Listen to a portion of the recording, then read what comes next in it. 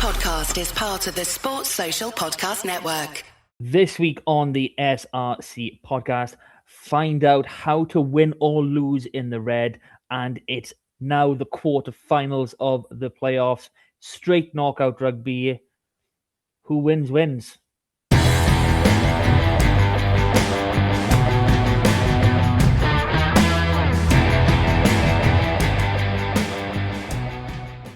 Hello and welcome to this week's edition of the SRC podcast.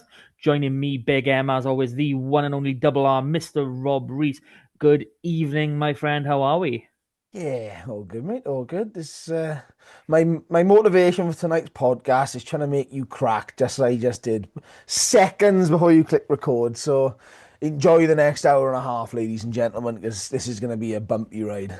Okay, first off, we are at the start of the recording. It's not going to be an hour and a half. We've only got Yes, 6 it games will be for by the that. time I'm fucking finished with you, Martin. Oh, he's off. He's off. Calm down. Well, we might as well start the podcast then. Yeah. A little thing called a TV game last Thursday night where Aberafan, the 8th place team, hosted 9th place Bridgend in the first wild card tie. And, okay, it wasn't the flashiest of games, but it was intense. And that's what we like to see across the board. No matter what standard eventually ends up on the field, the intensity in there. And just wow, just brilliant game all around. So give me some of your thoughts. I know we like obviously there's a little bit of a chat in the WhatsApp group, and we were kind along the same lines, but a bit different sort of opinions coming in there. Yeah, well, it was fantastic to see a game of rugby in beautiful sunny conditions. Just to get us underway. But yeah, I felt it was a bit of a weird game, really, because it started off Aberafan, I felt were looking really good, using the territorial kicking game to their advantage, the little up and over the tops. They were gaining momentum, gaining the territory and possession off the back of. Obviously, directly scored their try off of it. They got a 10-point lead, and it's sort of like a light switch was flicked. All of a sudden, Bridgend were having a lot of possession, but being extremely wasteful. The set piece was back and forth in areas, I'll be honest. I felt Bridgend probably had the slight upper hand if I was having to really dig down, especially at the scrums, which is not something that you would have expected at Aberafan as well. I think we both agree that the Bridgend Type 5 were not getting through enough work rates early doors, and their 22 entry conversion rate was absolutely abysmal. I think it was 7 or 8 entries, and they walked away with 8 points before they actually started to get more. They took away 3 points off like the first 7 or 8, and it was just ridiculous. Yeah, so it was intriguing. I mean, the kicking battle was fun. It was a good watch. To be fair, like you said, Aberafan, they were really good early doors. But when Bridgend started to come into it, it was just little bits of inaccuracies. And it seemed to drop their heads a little bit. Obviously, that did correct into the second half. Well, I think it was summed up with that Rowley 2v1, right? And he goes to pass it inside and ends up not passing it, knocking it on. And I think that summed them up. That's a given chance. That's an easy 7 points. If he dummies and holds on to it, he's in and he's under the posts. He goes down the wing and under the post. If he gets the pass away, they're still down the wing under the posts. And instead, he sort of gets caught in between the two, and maybe that was in his mindset. But it was all around that. And I feel that maybe that was the turning point. You sort of felt that Bridgend there was only one try in it, really, all the time. So you felt that if Bridgend could just keep knocking and just fall onto a chance, they could do it. Yeah. I think probably the biggest turning point was, the final act of the first half. Bridgend, they spent something like 20, 25 minutes just trying their hardest, banging against that bloody door Aberafan set up. And, then they finally get that try across the board. They make it 10-5 at half time. and they're there, they're happy, they've got a bit of confidence coming in. They come out in the second half, and they go up a gear again, and Aberafan just stay flat. It's like it wasn't until it was 10-all, I think 70th minute. Lloyd Wilkins slots out 3 points to take Bridgend into the lead for the first time, 13-10. And then Aberafan like, oh, we're actually supposed to attack with our ball now. Yeah, and you see them go. And no, so go on, Matt. It was a few minutes before full time. They were, I don't know if they were in the 22 or they were just outside it, but they were attacking hard against the Bridgend line. And, there's 3 minutes left. So you've got time. There was no advantage. And they go for a sort of grubber crossfield kick. Was that the Del Nevo one where he kicks a crossfield kick towards the corner and it lands nowhere near any red jersey? And you're going, why? Yeah. You at that point, they'd had 5 minutes or so of possession going forward. Momentum. They'd gone forward a fair bit. They didn't look like the attack was starting to peter out and Bridgend were getting on top. As you say, there was no advantage and you've got to score. So why, even at that stage, given the conditions, if you win a penalty, you kick it and take yourself to extra time, assuming you don't score again. So why do you, one, take it wide, and we'll come back to that point. One, take it wide with a kick, but also give the ball away. But do you know what? I know that I predicted Aberafan to win this one. And Jason Besant, you sneaky little man, listening to the podcast, bringing up the predictions, just had to give us a smiley face after the result just to let us know Bridgend had won. When they interviewed the coaches, and I think it was around 60, 70 minutes in the game, they were talking about the game and how it was sort of acting out. And they spoke to Scott and they spoke to, I think it was Chris Davis. And Scott was talking about how they were going out, they were really trying to do things, play their attacking rugby, take opportunities and play rugby. And Chris is very much, we're going out there trying tactic, force mistakes. And I don't know what they were doing in terms of coaching from the sidelines, but they were far too slow to realise that wasn't going to win them the game in the end, because they were getting bullied. And, at times they were dominated. It wasn't a hammering, don't get me wrong, but they were not in control of that game from the minute they went 10-0 up. And when, like you said, you had that Del Nevo kick, he kicks the ball away. Yes, that could be a player brain fart, but what's your tactics there? You go in wide. And then what do? They get back into their own half. Bridgend kick it deep, smart. The weather's there. The kicking game was working in that direction in the first half for Aberafan. And the first thing Aberafan do is run it wide. They run out of space and the attack comes to an end, and that's the game. So this is just completely poor game management from Aberafan. I'd be honest, I think this was naivety and they took Bridgend for granted. I do think that's what they did, because they were expecting a turn up, physically Bridgend, have the home advantage, grind their way to a win. And Bridgend have turned up, and as Ben Bonnell said after the final whistle on S4C, the best team won. And it's fantastic to see a team who plays rugby getting the just desserts in this occasion. Yeah, and the scoreline, it does flatter Aberafan. Yeah, it does. Obviously there were a lot of Bridgend inaccuracies, and they will have to work on that, especially where they're going in for the quarterfinal. But this could have been a blowout, with just the sheer number of chances they had, the opportunities in the first half alone. Like you said, they were almost hit double figures. They were very similar in the second. They managed to put a couple away, and it's just it was like, okay, we can give some concessions to Aberafan. They didn't have Keelan Cullen, who has been their main man at 10 for 90% of the season.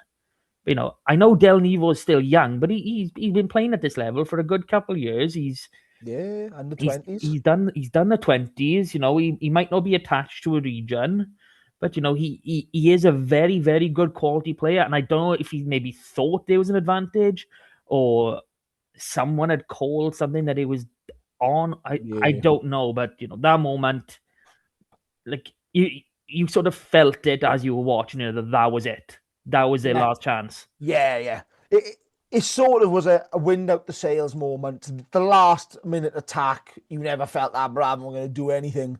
But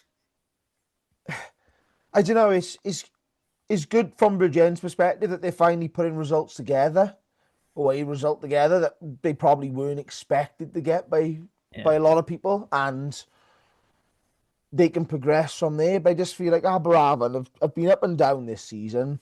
They're starting to run out of the excuse of we got 20 new players. They're local. We're keeping close to our identity. Not going not spending too much money, because ultimately this is the top division in Wales, and you've got £160,000 to spend up to.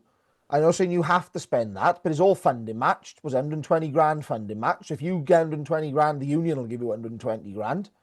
So that covers a lot of costs. That's about 50% of a lot of costs for some of these clubs. So when you actually turn around and look at it and go, well, what are we doing here? Their tactics have been all wrong. I know they were missing a few key players, but they're peddling the line of we got 23 players missing. You can only register just under 30, just under your mid-30s. So what are they doing? Are they relying on academy? No, because they haven't got that. So what are they doing? Are they just permitting boys in, or are they storing boys out on permit? Where are all these players coming from? Yeah. And they're not first team players that are all missing. I'm not saying that there's no first team players that are missing, but the 23 is the exaggerated number, and it just felt like, what are you trying to sort of play this underdog, lay the excuses out because you were worried about losing one? I just don't know. They need a full club reset, I feel. Yeah, well, we'll come on to that when we, review their season in a few weeks' time. Obviously, the coaching change has happened early in the season, so I do expect some things to change in Aberravon over the summer, but we will leave that for later. So it finished Bridgend 13, Aberravon 10. Ellis Hogan scoring Aberravon's only try. Ed Howley and Macaulay Rowley with Bridgend's 2. So Scotty Baldwin, we managed to get a word from him. So the Aberravon win was always going to be a bit scrappy in those conditions. Yeah. We spoke during the week about going out to win the game rather than not lose it, and I thought that intent was clear. We were a little naive in the first 10, 15 minutes and probably overplayed in that middle third, which gave Aberravon entries. They took those chances well with a penalty and the chip over try. That chip over try, by the way, is like, obviously you make your own luck, but what was it? Howley should have taken that ball. It's like you don't let a ball bounce, and if you got to take it. Back to Scott. Outside of that, thought dominant in terms of possession and territory. It was just our inaccuracy in the final third that held us back. Credit to the players though, they stuck at it and stayed true to playing when it was on. Bang on, but I think we already covered a few of those points that he went through, but bang on, you got to go out to win games. It's knockout rugby. You can't play to not lose. It's not going to work. And let's be honest, they'll be very up for this next game, and we'll cover that off in a bit. Yeah. So the other wildcard game was played at Carmarthen Park, where 7th place Carmarthen Quins hosted bottom side Pontypool, and Pontypool were on probably form of the season, definitely. And where this was going to go, it was up for debate last week, because someone who was faithful, kept true to his word and stuck with his club, and then someone else decided, no, I'll just go with the temporary form is shall win. So we started at Carmarthen Park, and it's entertaining opener, and I don't know if you've watched the highlights, but Pontypool are attacking hard. Quins, they managed to get that breakdown turnover. They work hard for it. Can't see the man who steals it. I think it's 2 phases. They've already identified pre-match and behind, and in game they were spacing behind a chip over the top. That's not touched by anyone. Not a single Pontypool hand comes close. I think it's Yohan Jones or Gabe McDonald that picks it up, and then it's basic numbers. They managed to get the ball out. I think 2 passes to Yori Badam. The Temby Tornado back again. He's been out with a hamstring injury. Likes to get tries on his return games. That's 2 in a row this season. Full of so much bullshit. Oh, I love it. Come on. Tenby Tornado. Rapid, Jesus man. Rapid. Christ. His Sounds like a ego's over. boxer. He does. That'll be Steph, knockout. So that's 5-0 out. So Quins have taken the lead for the first time. Steph Jack with another penalty goes 8-0 up. Fair play. Pontypool, they work hard, they come back. Marcus Jones gets a try before half-time. So 8-7 half-time. Come on, then really, we've seen the last few weeks probably since post-Christmas, second halves have not been favourable to Quins. Not in the slightest. But this time they come out, they work hard, and it's really well worked phase play. They build up into the Pontypool half, into the 22, and Gabe McDonald, like he has done quite a few times this season, he's now showing how powerful he is, and he crashes over from a few meters out. So at that point, we're talking 18-7, Pontypool. They bounce him back. They work hard again, and their second try, I want to shoot Callum Woolley so bad.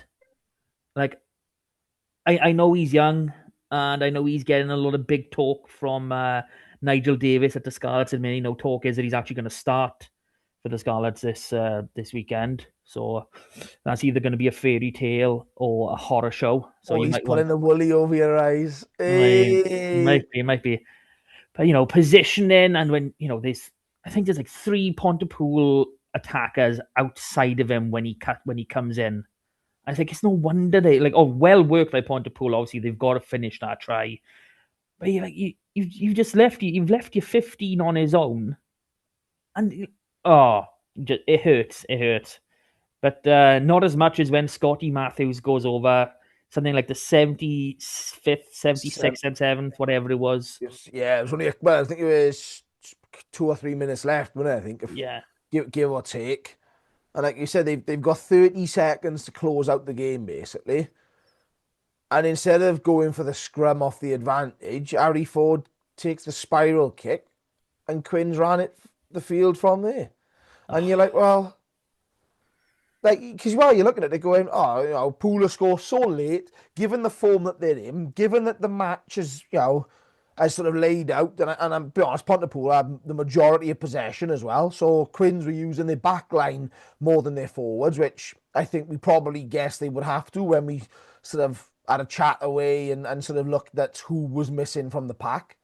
And Pooler played right into their hands. I think it's surprising that Quins had the success so wide and so often, given that it's quite a narrow pitch, I'll be honest. The way that the Quins deal with it and sort of force everybody into their pack. Lewis Millen's the highest tackler this season, is he still? Because he was going into this game. Obviously, we can't start taking stats out now because players start playing more games than each other. But that's why. So fair play to Quins. They've done that counter-attacking sort of rugby and made Pontypool pay, and that'll hurt. But again, I think Pontypool are probably another side that need a bit of a reset. Dale McIntosh is away at the moment. I think he's just had surgery on his foot or something like that. So he's missing a few games, being away from the team. And yeah, I don't know whether that bit of influence was just lost and a bit of calm heads at the end. But I don't know. It was a lovely pickup off the base though for Jack Howells to run it in mind. It for all the positives of Pontypool, you've got to marshal the contact area. And when you don't have whatever you call it, your gate, your pillars, whatever, when you're not marshalling that, literally you one scored up into the red. You can't let, obviously Jack Howells played a lot of scrum half early in his career. Yeah, he's played a few games at 9 for Quins this season. I don't know if he played last season, he might have. Yeah. You can't allow that player the space, someone who's going to be looking for those moments, looking for those gaps. And he just goes through, beats the last man, and he's in. And you can just see, I don't think it's Kieran, I think it's Joel Mahoney. You can just see his hands on his head going, how How has this happened? Yeah, nah, and I think that's the frustrating thing is when you lead the game and the game was gone relatively back and forth, right? It's not like someone zoomed out and then the other team massive comeback. It was sort of hitting sort of chase all match. So when you gains the lead so late on in a match, the last thing you want to do then is turn around and lose it. Is the coach killer, right? It's how you react to how you score. But yeah, it'd be interesting. I reckon see Mark Quins will be open for Ben Breakspear again against Cardiff because he's ref now against Pooler and the Ebervale game for Quins. And he obviously, he's been paid because some of the decisions he's been making, Martin, have been Okay, bollocks. this is the first time I'm ever going to accept that the Quins crowd are not that numerous. We don't have the people through the gates to pay any ref. Honestly, mate, I wish we could. In fairness, you are true there. There was 3 dogs on our sideline and none of them had a fucking owner. That's how poor the Quins crowd are. I don't know if you were talking about the females at Kamal, and then I really weren't sure which way you were going with that. Okay, so you broke me a little bit there accidentally. So the game finished. Right. I just got to keep yeah. it going for another hour and 10 minutes now. Oh, God. Carmarthen Quins win the game 25-21. They direct rugby Steph Thomas. We controlled the scoreboard for the whole game bar in 2 minutes. But crucially for us, we didn't panic in those minutes, and we were behind, and we managed to come through and score the winner. Pontypool were excellent, and you could see how they'd managed to beat Drover as well, and play well in recent weeks. Yeah, nice and assuming. Okay, now normally after we cover off the review section, we're about halfway through, but I think the balance might be slightly off tonight Yes. due to this. So I'll do it anyway. Like, share, subscribe, comment. We like a bit of interaction, as Double R has already stuck his neck out and said. Tell Martin his fucking predictions are shit. All that sort of goodness. Well, hang on. You were 0 for 0 last week. Martin, at least I was 50%. At least I was 50%. I'm the Who are you talking to? I'm the one with the crown currently on my head, but won it last year. You've got 7 games, and you need to pull back 3 results technically to overtake. You're not going to overtake 3 and 7. Come on, Martin. You might get one. You always just go for the same as I am. That's why you always ask me, what ones am I going for now? You're playing safe. Chirping up ears. He's chirping up. Look out. You can feel it. You can smell his asses going from here. Ridiculous. All right. So on to the quarter-final round. Boom, boom. Okay. We'll go alphabetically and finish off with the TV game. So first up, we have the winner of the Carmarthen Park tie, travelling down to face Cardiff at Cap. So, managed to get a little bit more out of Steph Thomas and some out of Dan Fish as well. So I'll cover off the rest of what Steph said. Firstly, so we'll take a stack of confidence as a group from the Ebervale and Pooler games. It's a free swing for us on Saturday. We expect a fully loaded Cardiff on their own patch, but we will be confident and have a few surprises up our sleeves in readiness for the game. It will be tough, but it's the playoffs and anything can happen. Fair enough. Bit of team news. I kind of already give away one. Like Callum Woolley is with the Scarlets, wore 20. Well, he was 23 on the team sheet last week. I think he actually wore 21 in the game. But Lee Taylor is back and available as well. So fully a bit of strength in depth for there. Dan Fish, glad to be back at home on Saturday. We know what happened when we played Quins home earlier in the season. Yes, we do. I know they will be coming to win again. The last 5-6 games, we have been excellent and want to continue these performances. We will be well prepared to welcome Quins on Saturday and want to make sure we put our game onto the field and not wait to see what Quins offer. Really should have gone through this first half and checked it through. Going to be another tough game, but one we will relish. Shout out to Nathan Hudd, who will make his 100th appearance for Cardiff. Massive honour and achievement, and one I'm sure he and his family are truly proud of. The only team news Dan Fish had to offer is they've got a couple fitness tests to go through, but he expects to be at full strength. So, oof.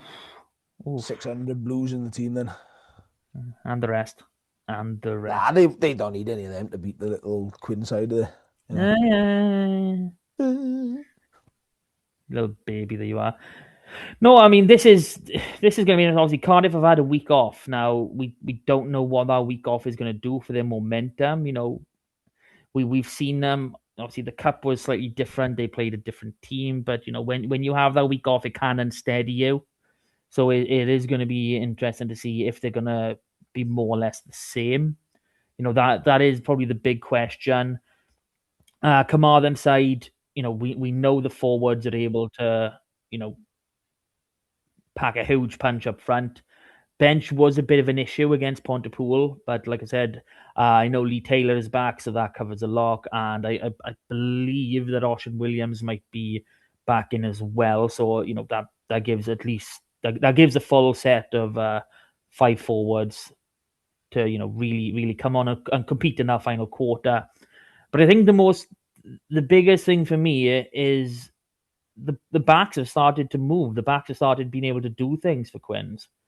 And getting the 4-try bonus point has been hard to come by all season, but we're actually attacking teams. We're making dents, we're making good ground, we're spending a lot of time in teams 22s, and as we saw against Pontypool, the first and last try, it was 1-for-1. We had an opportunity. First one was on transition. Second one was through phase. But you got over the line, and those are the moments that they swing momentum. They win games essentially, and it's something that we haven't been able to say at all about Carmarthen this season. And now having that available, I think there is a game plan available that can beat this Cardiff side. Yeah, I think the crucial thing for Quins is not a high scoring team, and the knockouts lend itself to that. You don't have to score bonus points. You don't have to go beat your opponent by 15 points for it to be worthwhile, or for you to really take advantage. But I just feel that Cardiff are too far of a good team at the moment, especially even if we said there's a couple of names missing and Dan Fish is playing a bit of smoke and mirrors sort of thing. Cardiff's side, I still think, is probably the most in-depth if everybody's there in the league. When you see that they play then on their own patch, I think that suits their game plan. And I think the width, I don't know, if they play it right, can hurt Quins. And I don't know. I just think that at the moment, Quins are not playing an all-round game and don't quite have the depth to turn around and hurt Cardiff enough, unfortunately. I mean, we're like one area, like obviously we've seen quite a few Cardiff games on TV. We've seen a couple of Quins games as well, thankfully. We even seen a couple of Cardiff Quins games. We did, Both of them. Which was amazing. It was a shame that this one wasn't selected. It would have been the trifecta. It would have been perfect. Yes. But and of course, Quins did win this fixture. They lost their home game and beat them away. I know it was topsy-turvy, wasn't it? So what was it? It was 31-26 win to Cardiff at Carmarthen and a 36-33 win for Quins penalty at Cap. Zealous Price. I'll have to double check, but Pricey was playing in that game because I can remember the kick-in being a source for debate. He had to go, didn't he? He had to go from like 60 metres and they found like really short and everyone's like, oh, and Cardiff decided to run it out. And I was like, what are you doing? And then Quins turned him over and he kicked the penalty from 30 metres instead. Yeah. So, Memories. Yeah, I mean, I'm looking at the Quins backline now because obviously, Steph Jack Jones, is going to be. Obviously, Pricey is, unfortunately injured. But now Steph Jack Jones has been brought in to cover it while he's out, which I want to say is probably to the end of the season because we're only a few weeks off. And only a week away for Quins, but nah. No, We got him again. Look no, at no. it. But something that Steph Jack is bringing. He's bringing a more composed kicking game, and looking at the back threes that are available to Quins. I can see this. Being a very smart, a very tactical, kicking game from Quins. I can see, we know how great the Cardiff backline is when they do work on transition, but know when you potentially got the likes of Yori Badham, Yohan Jones, Thomas Williams, Thomas Lewis, who's a young boy that's Quinn's prodded, who's just come into it. They've shown they're really good aerially. They can come in. You keep kicking them back down. You keep keeping them in their own third, and they'll make an error or two, and it's just about being clinical again because we know the forwards can match up. It's just how long will that hold out, and that's the big question for me. But of course, I will make my prediction first, as I always do. What do you mean first? I've already told you Cardiff are going to win. No, you haven't. You haven't said that at all. I did. So You lousy bastard. Carmarthen, Look, waiting for me again, Carmarthen will as I come away said. with the win for this. What? What's your prediction? Who's coming away with the win? Sorry, Martin. Carmarthen, of course. Carmarthen, of course. Oh yes. Oh dear. I don't know where that accent came from, but it's terrible. That's what Carmarthen people sound like. I thought it was a bit more like. Yeah, mouthful of marbles, isn't it? Yeah, mouthful of fucking marble. Of course, there's going to be a Cardiff win, Martin. But the question is, we have someone who's still missing.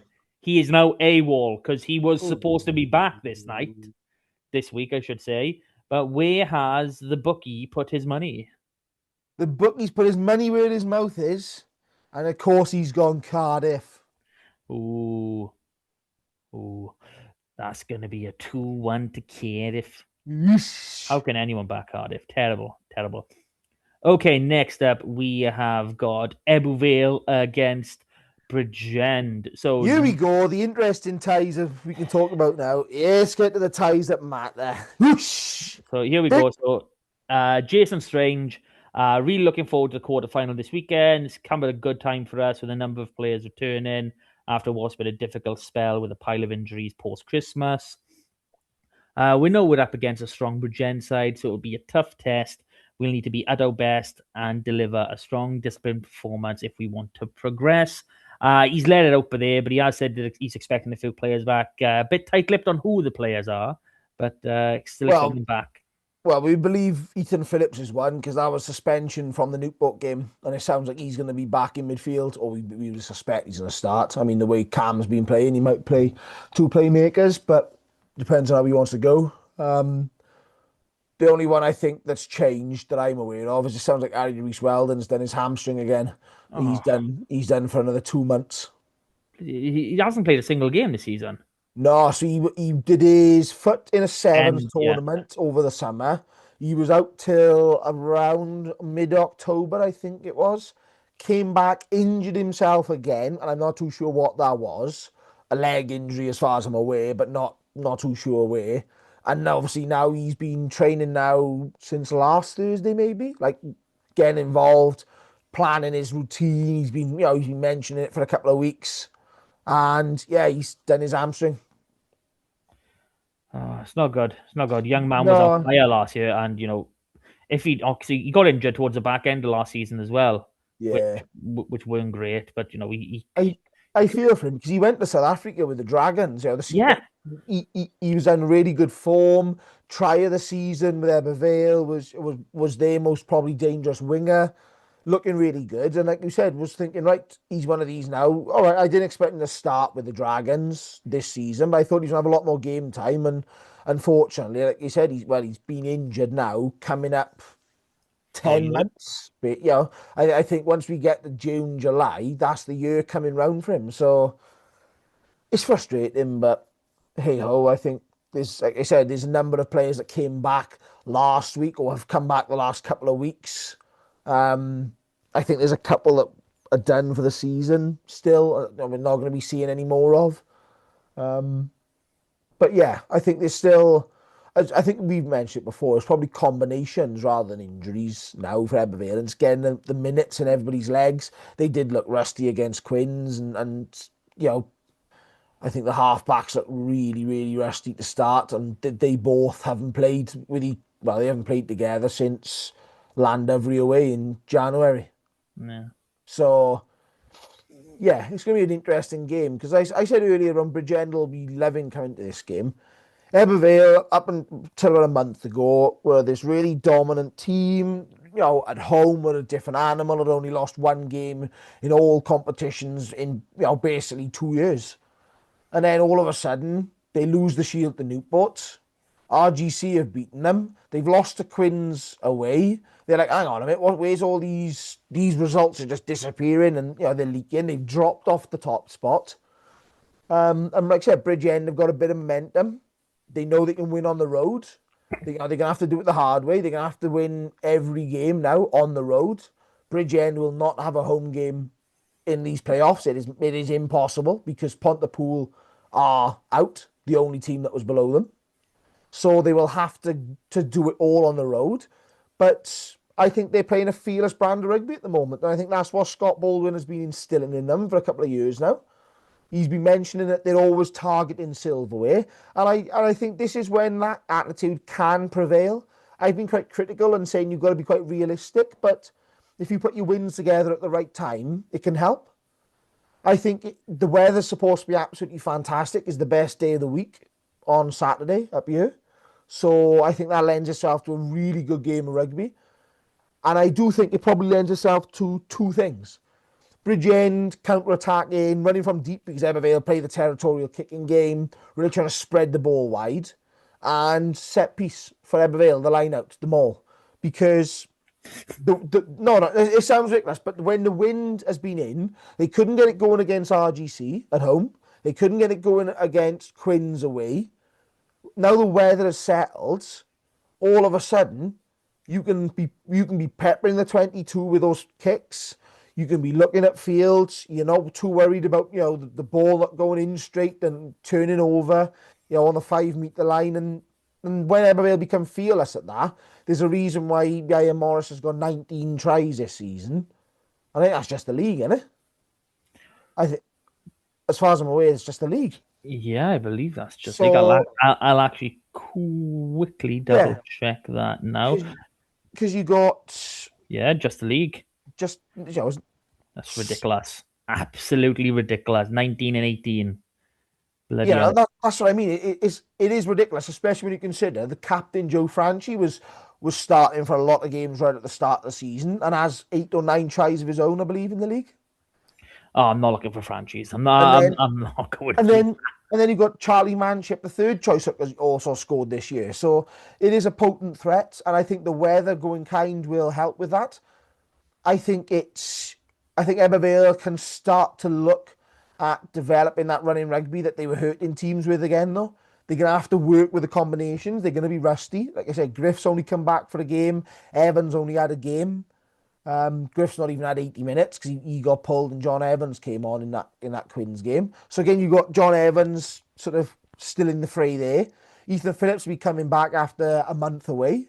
Again, rustiness by there. So there's a lot of people across this side that are very good players and just need to settle in. And I think Ebervale need to approach this with respect. I think they would have learned off Aberavon's result in terms of turning up, doing your process, working through things, being smart with the ball, and not just trying to put the ball through hands and get in sort of minutes in. Martin, you can fall asleep, son. I'll fucking keep on talking. Apologies, anyone just heard my snort, but you jumped the gun a bit because I've got the rest of Scott Baldwin's little few words. Keep going, Matt. Tell us what he thinks. So obviously we heard the first half after the Aberavon game. So looking ahead to this weekend, we're hoping for better conditions. Yes, it is forecast to be sunny, which should suit the game. Go there with belief and confidence built from our performances over the last 8 weeks. We've been clear on the areas we want to improve, and that's shown in how we've been playing and scoring tries in this block. The 3 games this season against Eber have all been within a score at half time. This weekend, we need to turn the dial up and deliver our game for 80 minutes. Discipline will be key, especially given how effective they are in the final third. Their maul is a big weapon, and they've got strong game management through Evan Lloyd. we've got a game plan we believe in, one that can stress them and give us a real opportunity to get the win. We know it won't be easy, and we understand how tough it is to go there and get a result. But I believe this group can go up to Eugene Park and get the result. Bit of team news. So Ben Burnell and Ryan Wilkins are doubts after that game against Aberafan. Hopeful for Ben Burnell. Ryan Wilkins is still not sure at this point. But the allocation of Tom Florence, he will remain with Bridgend, and as we know, he was the standout in that Aberafan game. But I don't know if anyone was watching on the video, but I had a bit of a laugh in there, and it wasn't because of anything you were saying about the wind. It was because you just covered the 2 points that I was reading from Scott Baldwin. So kind of you took the wind out of his sails. Martin, is one of us is a rugby intellectual brain with a huge amount of time provisions, and the other's Scott Baldwin. Ooh, I'm only joking, Scott. That's harsh. We got a couple of Six Nations titles between us, bud. Oh wow. Okay, so we know how Ebbw Vale will come into it. It's like you've given us a thorough assessment of your own team. Thank you. And obviously we saw what Bridgend offered against Aberafan, and we've got that little snippet there. So I do think it'll be a lot closer than people expect it to be. Yeah. I can't like, don't get me wrong, it could quite easily be Ebbw turn up, bang, everything clicks, and you run away with it. That is 100% a possibility. But the way the team's been performing, and obviously the injured players coming back, I just don't see that happening. So if Ben Burnell does come through, I think that's big. I'll be honest. Yeah. Because we spoke about who was sort of missing at that fly-half combinations for the Aberafan game, and it's Ben played outstanding as well. I'll be honest. Yeah, so we, like I said, if anyone who listened last week will know, we ran through who they've been playing at halfback. Luke Price and Lloyd Wilkins covered the 2 weeks to finish off the season. Having Ben in that shirt was absolutely massive. I think Fraser Jones was another one who quietly, like he's a young boy himself. He quietly went about his business. He came in for Ryan Wilkins late on, and he's been going well at 10 and 12 all season, primarily at 10. But he went about his business against Aberafan, and fair play to him. But back to this game, I think the more away wins we can get in this round, because we haven't had an away win in the quarterfinal yet. I think that will spice things up and just give teams that belief it can happen. Obviously, Carmarthen won it away in the wildcard round last season. Bridgend have done it this year. Obviously, Carmarthen paving the way. They'll probably pave the way for the quarters as well by beating Cardiff, as we've already discussed. But yeah, I can see it be probably Ebbw Vale probably getting a try or two, in the last 10 minutes to widen the gap. But yeah, I think this is going to be a real close game for majority, and Ebbw Vale will eventually come away with it. And I'm guessing you are thinking the same in terms of final result. Or you once again, Martin, as I have said live on this podcast, you were live in my prediction. Live on this podcast, you were copying my prediction Ebbw Vale will win to try and deny me the chance of beating you fair and square. Okay, and our good friend John Harris, obviously he's let all his predictions. Yeah, no, he tried to say a draw in knockouts. It's like no. But what does he come through for this one? Is he? Well, he's being diplomatic for this one. Ooh. And he's saying Ebbw Vale are going to fucking stuff him. Wow, very very diplomatic stuff from. And that's a quote. That's a quote off Bookie John Harris. Off the phone, yes. Yeah. Okay. Third quarter final, we've got Newport at home to Swansea. So Ty Morris. We're at the business end of the season and happy to be in the quarterfinals with home advantage. Been another very successful season for us with a cup trophy and the Challenger Shield in our ranks. But to be able to retain the league championship will be the icing on the cake. Before we can think of that, we are up against a much improved team, a team that has already beaten us home and away this season. So we know that this game will be a tough one, being a knockout. It's going to be our toughest challenge to date. Swansea have seen off some very good teams this season. Their backs are capable of creating opportunities from nothing, while their pack is quickly building a reputation as a real force. These are the kind of challenges that define teams, and we are excited to test ourselves this weekend, particularly up front, where in recent weeks we have matched and bettered some of the very best in the league. The last two games between us have produced some high scores, so I'm expecting another entertaining contest this weekend. Short and sharp here from Swansea's Joe Thomas. Very excited to get the chance to play the champions away from home.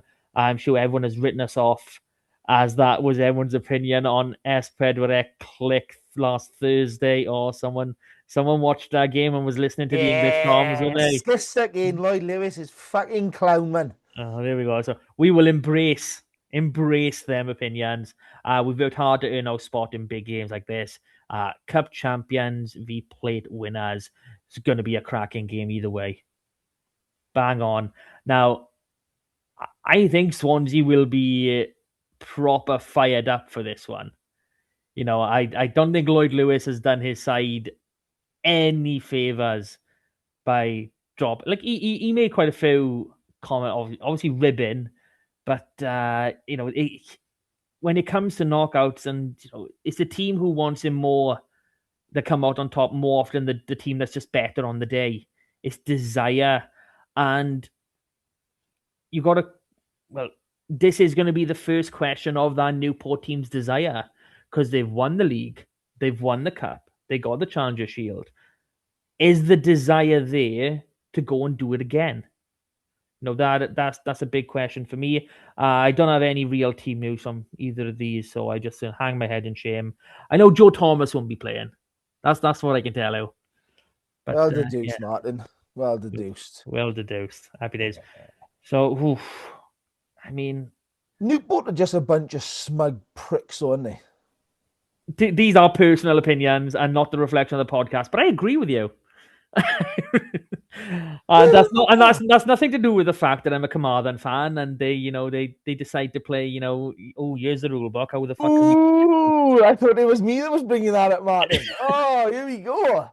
Oh, Martin's jabbing the fucking sword in deep here. Jesus Christ! You know what? I got a feeling that we should just go for a Swansea clean sweep, because I think that's the way this game's going to go anyway. Go on, Martin. What's your prediction then, son? My prediction is to ask you for your prediction. I'm going to tell you John's prediction, then you'll tell me your prediction. Go on, then. Well, John's going for Smug Prick FC. I mean Newport RFC. Oh, okay. So, there's only 7 games left, and so you need 2 to draw, 2 more than me to draw, and 3 more to lead. So, I've given you one opportunity with Carmarthen Quins against Cardiff. I think I'm going to give you another opportunity here, and I'm going to go with my heart and go with what I would love to see happen, and that is a Swansea win. It's not very often you would hear a Scarlet off for a Swansea win, but in this case, I just fucking hate Newport more. Yeah, it is a case. Yeah, exactly. This is a case for you, I guess, of who do you dislike least. Yeah. For you, this is a perfect game to predict the 0-0 draw. Yeah, you want this game to end 0-0. But currently, the only problem I've got with this Swansea team, in terms of my favour to them, is I like Joe Thomas. I like him as a guy, so it's making it hard to really to hate when he's head coach. It's hard to hate the core. I know you mean. No, I do think Newport are going to have too much, and there's something that just sits on the back of the mind for me with Swansea. They're not putting results to bed when they can be. They've had a couple of 34, 33 losses in the past month. They're not Landevry have sort of blown them away, and you're going, okay. Yeah. Where is that Swansea that's telling us that they're going to have that opportunity and take it? I do agree that I think it does come down a lot of it to desire, and how you want it and approach it.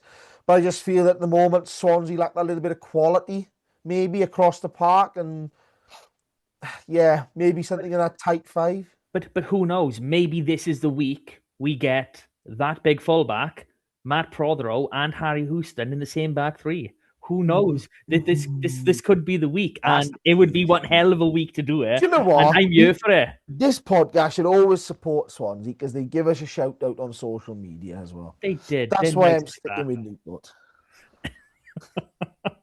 Okay, and on to our televised game, which is a 5:30 kickoff on Espedwarek. Yes, Pedro. Yes.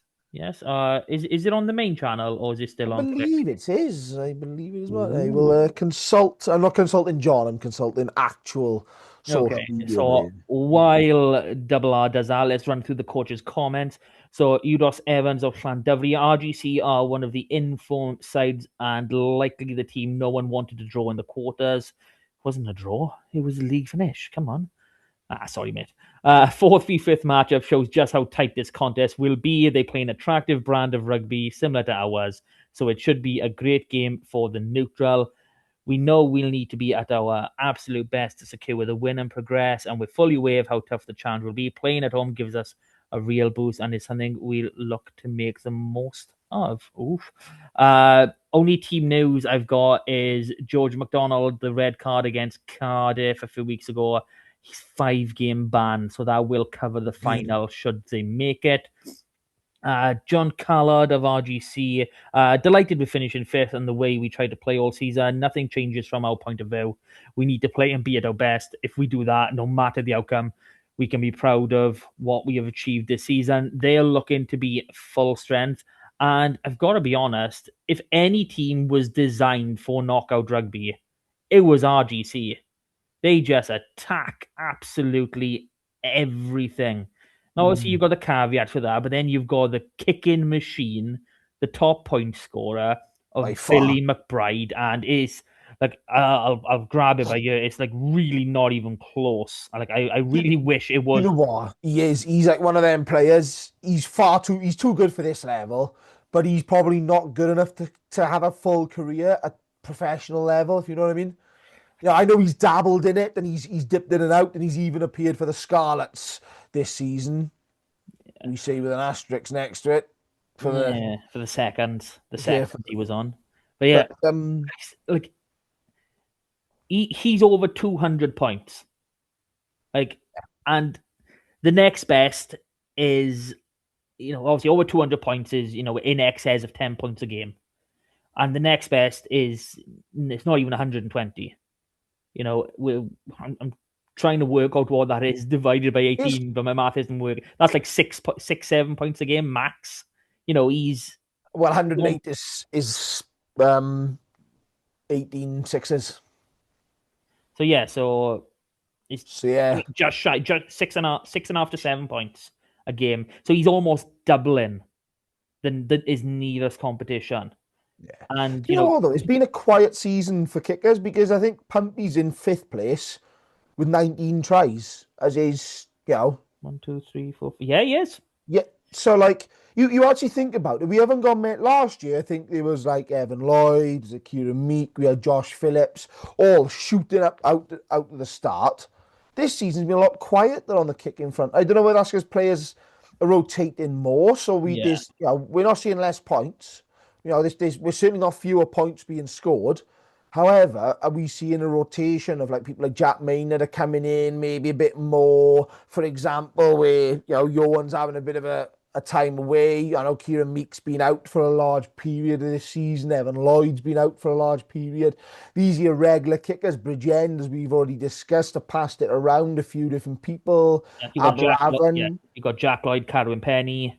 There's all in out. And like you pulled out Jack Maynard and Johan Hughes were there, and they've got 157 points between them. Yeah. And I think 142 of them are kicks. So if that's even majority one player, that's enough for second place. Yeah, exactly. But yeah, the TV game is actually S4C. They're all S4C now, except for semi-final 1, which is the Saturday game. And as I understand, it's going to be the winner of the Newport game and the Ebbw Vale Bridgend game is going to be on the Sunday, I'm told. Ooh, so this will be Llandovery against Carmarthen Quins. So yes, he Yeah, says. He says. he said that. I now get to change his prediction because he's Martin, you can shove it with the sun don't shine up your coracle. I know how much you love them in fucking Carmarthen. Oof, oof. All right then. So the actual game itself, I mean, attacking wise, obviously RGC are superior, but Llandovery are capable of matching them, and they've the forwards is I think the difference between these. Like I said, I saw them recently. Like I said, I saw them against Ebbw Vale, so we can see how they did against a very good pack. The wind was a huge factor then, and I'll be honest, they struggled at lineouts. And they struggled at scrum until Pedder Jones come on, and he really solidified. He probably switched it round, and RGC had the advantage at the scrum all of a sudden. So he's definitely going to be starting. You can probably be assured of that as long as he's fit. And yeah, I think we've said it all along this year. I think they're a bit light in terms of depth and size, and their balance in the back row. So I do think Llandovery have an opportunity here. But then again, we've also mentioned Llandovery's problems this season up front. Not a settled front row. We've already mentioned, is it the loose heads? No, was it tight head he was looking at over the weekends and going, there's a couple of injuries here. Yeah, so Can't remember which side who said they were on. Yeah, tight dead. So apparently, this might be sweating on Gabe Hawley being fit. There we are. Now, for me, if you're sweating on Gabe Hawley being fit, that means that Berry and Watkins is not an option because you only want one of those two players. You'll have you'll have Jack Pritchard or his brother Tom Pritchard's on the books as well if needed. I know they have used Liam Tobias during this season as well, who was playing for I want to say Bridgend, last season.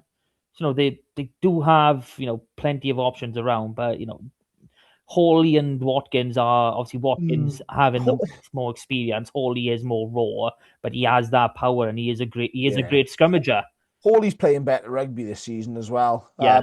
But I don't know whether, and this is from nothing I know, this is pure guesswork, but I don't know whether players like Berry and Watkins are in their last season as well, right? So from what I understand, speaking to some people heavily involved at Llandovery, is there's going to be a large amount of players moving on at the end of the season. They are an aging squad. They've had their sort of a dynasty period, I guess, this last four or so years. And I guess you're looking at players that I think, well, they want to get in there and play him, but equally, I don't think he's an 80-minute player. And I know you said that's not the only one they've got available, but there's all these combinations. Was it Chris Long's been out for a long time? Forever. With a leg break, I think it was. I'm looking at the just their second rows now, and they had Joe Powell and Dylan Alford. Dylan Alford, who obviously played RGC last season, he's Scarlet's Academy. That was his first game back. Round 18. But before that, Harry Holden, who's been Dan Jermaine, Dan Gemin, Griff Evans. Is it Gemin or Jermaine? Gemin. I'm led to believe. Yeah, I would say Jermaine or something like that, but let's meet in the middle and go Gemin. Gemin. He's Gemin, boy. Yeah, I don't know what that is. But we got to put a fucking warning out for that. But no, I'm looking at the back row as well, and they've had Tom Curry who actually turned out in this. He was playing with Quins last season. And so Oshan Davis and Stuart Worrell haven't played since round 16. There's no sign of Tian Sparrow, who has been fairly consistent in But he went off, didn't he? What game was it? Then Worrell went off, and then Sparrow came on and went back off. I'm trying to go back. Yeah. It's that Cardiff game because it was all the injuries and the red card.